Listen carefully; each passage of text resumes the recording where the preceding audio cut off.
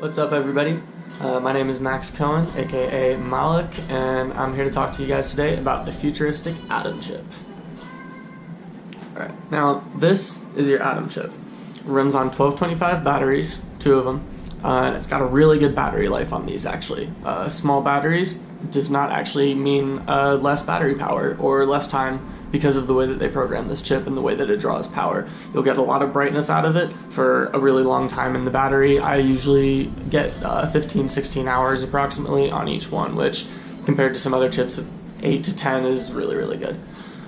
So the Atom Chip is great to me because it's nano-sized, first of all. The nano-sized is really nice because, especially for people with smaller hands, it fits onto fingers a lot better, and the shape honestly just kind of matches up with your fingernail much more, as you can see, and it stops that spillover of the cases and lights on the outside of your fingers. It makes pass-throughs and dials and things like that a lot easier, in my opinion. Some people will say differently, but I really like the nano size, and I think that Futuristic did a really good job of making it small, but not making it so small that you actually can't feel it, because being able to feel the lights is actually, you know, a little bit helpful for your muscle memory and things of that nature. So the chip operates just like any other, very easily with a simple push button. Allows you to change modes at any point, and it also uses long press to flash through different selections. Now, one thing I really like about the Futuristic chip is, rather than some other chips where if you press and hold into mode change accidentally, you have to go through the process of exiting that mode no matter what, and it just keeps flickering through your different options and never stops.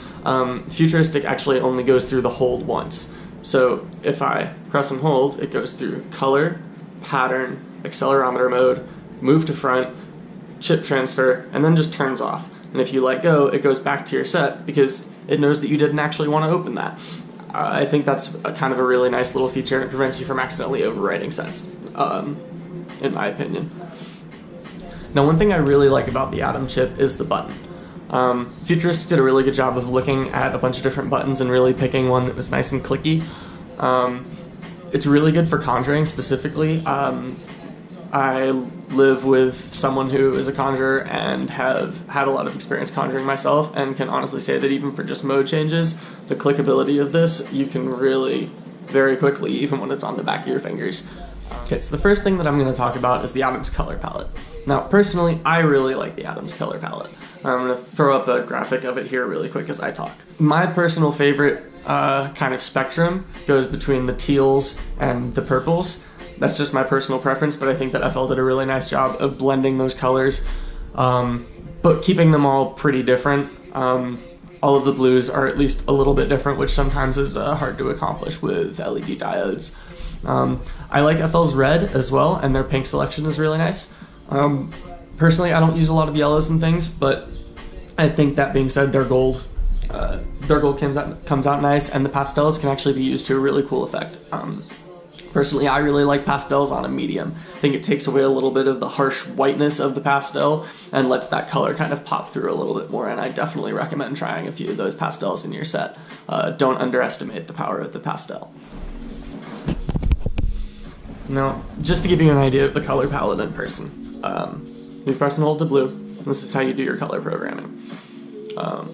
This first blinking is going to be your preview mode. Right now it's blinking because you haven't selected anything. If you enter color programming by accident, press and hold on this and you can move out of it. But here you see red, which I really like because I feel like it actually shows up nicely red on the camera. A lot of them look very orange, and I feel like this kind of approximates red pretty nicely. It's hard to do on a diode. But as you see, you can keep moving through your colors.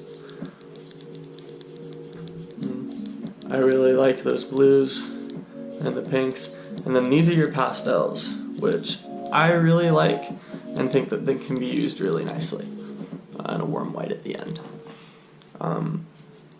You can press and hold on that to exit, and you're back to the normal mode. Now, one feature that FL does have on their color programming is the ability to backtrack. Pretty much everyone color programming at some point has been clicking, and they go red, green, blue, orange, yellow, yellow, yellow, da, da, da. Oh, that was the teal that I wanted. Well, what do? With FL's chip, you can simply shake to go back. Now I went back 2, because that's the green, and now 1 forward to the teal. If you skip past a couple, just shake back, and you're right back there. This even means that if you click through a couple of colors by accident before realizing you don't want to reprogram, you can actually completely shake it back to your blinking white and exit without changing your set. Really, really useful, especially at shows. Okay, so the next thing I'm going to talk about is color programming. Now, to get to color programming, you press and hold to yellow. When you release into that, this is how you enter color programming. You start off on strobe. I like this Atom strobe. It's a little bit tighter than some other strobes. I think it kind of matches a little bit more of the old school bulb style strobing. Just personal opinion. Next, the Atom is ribbon or sandbox mode.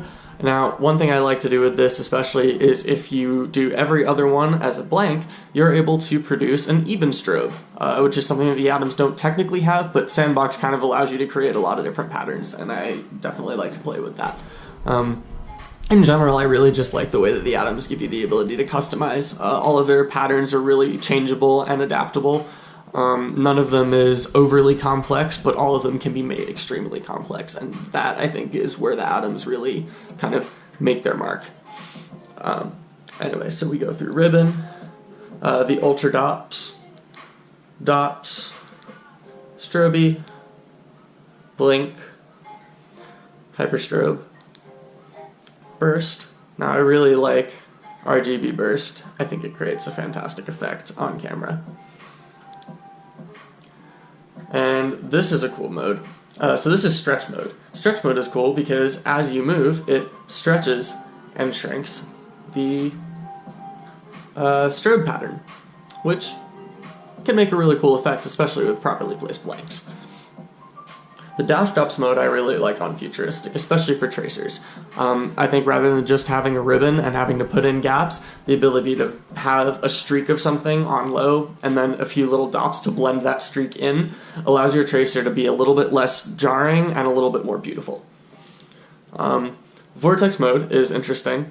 Every 12 strobes, approximately, it switches in one color and boots out the next. So in this case, it starts red-green, then goes green-blue, and then goes blue-red, and so on. And what you notice is that actually changes the idle color as well, so red-green-blue combining to make pink, cyan, magenta, and yellow. Kind of a cool little color theory experiment there, but you can also see how you can create morphing idle effects as well with this.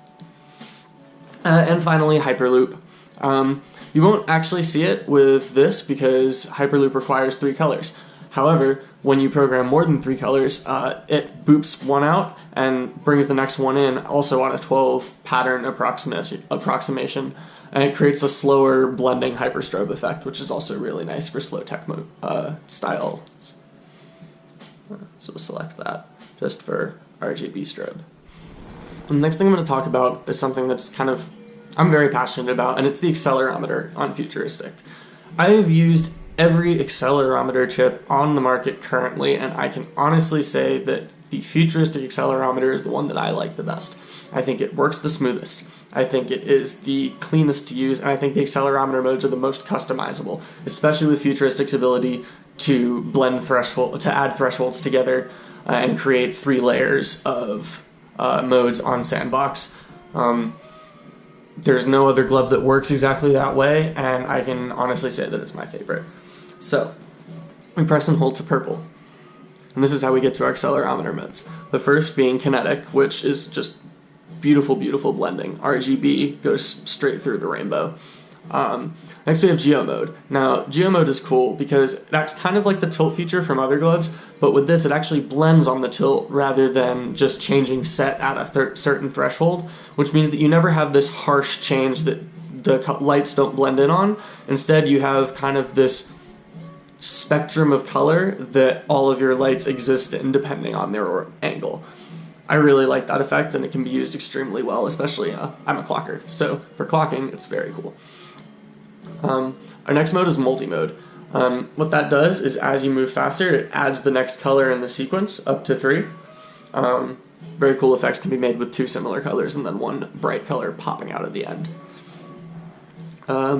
After that we have spectrum mode. Spectrum mode has this really pretty shifting rainbow as the first mode, and then it goes to whatever color set you program on the next mode. I haven't seen a huge amount of applications of this, but I will say one of the coolest ones that I've seen is someone who actually programmed a rainbow dots on the second mode, which meant that as he moved faster, the ribbon appeared to break apart into dots, and that was an extremely cool effect for people to see as he broke into his whips and faster traily moves. Another one that's really cool for that similar style of effect is Meta Mode. Meta Mode is brought back off of the Meta Kinetics, which were a special edition glove released a while back. This Meta Mode operates with a 7-stage accelerometer and provides really smooth blending of the color pattern itself. So you start at hyperstrobe, move to strobe, and through to a tighter dots as you keep moving faster. And as you see, it's extremely reactive and changes pretty much as you move in a very smooth fashion. Because of that 7-stage accelerometer, it shifts at different points rather than simply shifting at one point.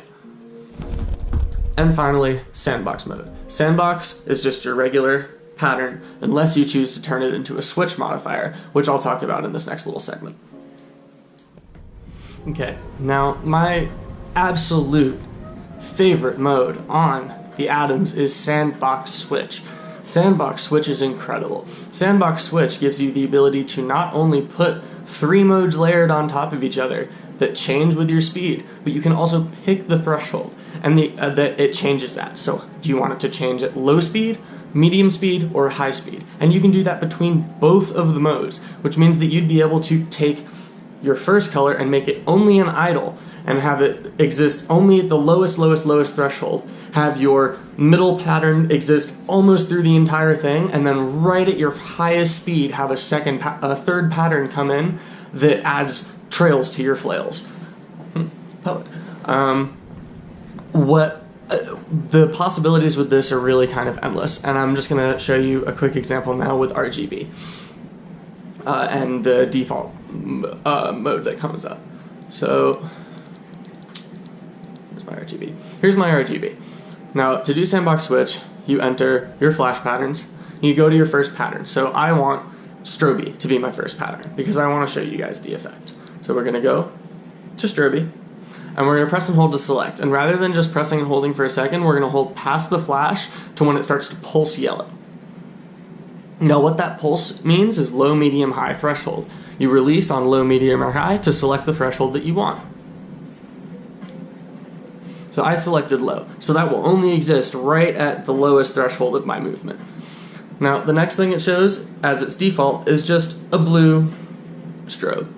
Now I'm going to change that to a blue dot. I'm going to go through and I'm going to change it to that blink mode. Burst, excuse me. So I'm going to put this on burst as the middle. Now that's added 2. I press and hold, and I didn't press through the third one to yellow because I didn't want to program a third mode. If you press and hold to yellow again, you'll be able to select low, medium, high for another threshold. But in this case you can see that it's, when I move very slow, it's RGB, and as I increase my speed,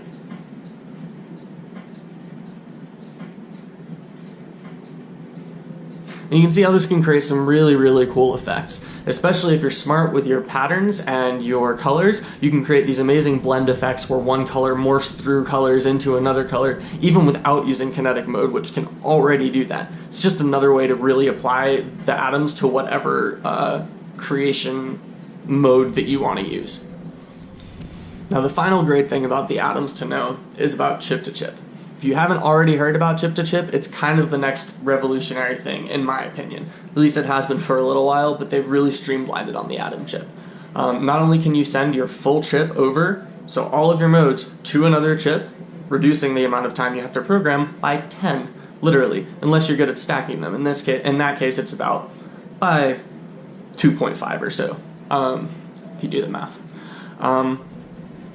So you can also only send a single mode, which means that if you're just programming, you want to change one set, you don't want to have to rewrite over your whole glove, and you don't want to send more than one thing, or you've got modes with different fingers that you don't want to mess up, you can send only that singular mode to the gloves and not have to worry about overwriting anything else or damaging anything. My ultimate reason that I love chip-to-chip, though, is festivals and concerts. Because how many times have you been on your way to a concert, sat on a glove, accidentally overwritten something? Personally, I've done it a few times. It's in your pocket, it gets clicked one too many times, held for just a little bit too long while you're dancing, and all of a sudden you've got overwritten chips, and you're really sad because all your sets are messed up. With chip-to-chip, that doesn't matter, and that's kind of awesome. So, you saw how I overwrote. So this RGB, it's not actually a set that I have. That's 1, 2, 3, 4, 5. So that's 1, 2, 3, 4, 5. So it's actually this pink to blue set, which also uses sandbox. I don't want this mode on my gloves. I only did it for the sake of this review/tutorial. So all I'm going to do is on pink, I'm going to press and hold past all the selections to white. And once I've done that, turn off this chip. Now when you turn off the chip on a specific mode, it means that only that mode is going to get overwritten if you're using single mode send. Like so. And now, you see it's on this chip. Now, if I messed up a bunch of these and I want to send the whole chip, it doesn't matter when I turn this off, just that it's been turned off and on within 2 minutes. 2 minutes is the time that this is actively able to receive something sent. So in that case, you press and hold just to white, and it sends, and all of your modes would be programmed. So that's the way chip-to-chip works. I think it's a really great idea, and it's something that really helps everyone. A couple last things to talk about is the way that you mode reorder and the way that you turn these lights off. Mode reordering is simple. You press and hold to green, and it moves that mode to the front. So this is now the front mode. Now if you press and hold to green again, on the front mode, it takes that front mode and turns it into a conjure mode. To exit conjure mode, just press and hold a little bit longer, and you're back into able to mode switch. And you can do that with any mode. Just move it to the front again, and it's conjure. Now finally, how do you turn off your chip and make sure that it stays off? Well, the atoms have a great battery lock, which means that you won't kill your batteries without wanting to. To enter battery lock, all you have to do is press and hold past chip to blue, and it's off. No matter how many times I click it, it will not turn back on. Press and hold for 5 seconds, and the light will come back on nice and quick, no real startup time, as it were, and you can be back on your way. So overall, I would just say that the atoms come in at an amazing value for what they are. FL is constantly having little sales, and there's always discounts. For example, you can use mine, Malak, for 5% off. There's other sponsors floating around with 10-15, and honestly, sometimes FL just tosses out 20-25, so keep an eye on the website, futuristiclights.com. It's really worth checking out, and it's really worth keeping an eye on there for all the deals that they do, because they happen fairly regularly. I recommend buying the atoms, personally. That's just my opinion. I think they're amazing chips. I think chip-to-chip is going to save so much time with programming. I'm someone who color programs a lot. I love to make color sets, and I really think that having nice color sets, while it doesn't, the color set doesn't make you a good glover, but a nice color set makes a much nicer show. And I really think that the atoms have helped me to really figure out what I like in color programming and streamline that and understand that and get really into making beautiful sets. I wouldn't choose another chip. I've used a lot of them, and I cannot see myself moving off of atoms really anytime soon unless it's to move to an even better futuristic chip. That's just my 2 cents. I think they're worth buying, I think they're worth trying, and you're always welcome to reach out to me with any questions about them in the future. And I'm going to leave you guys with a little show at the end just to give you an idea of some of the color sets that I've created and see what you guys think.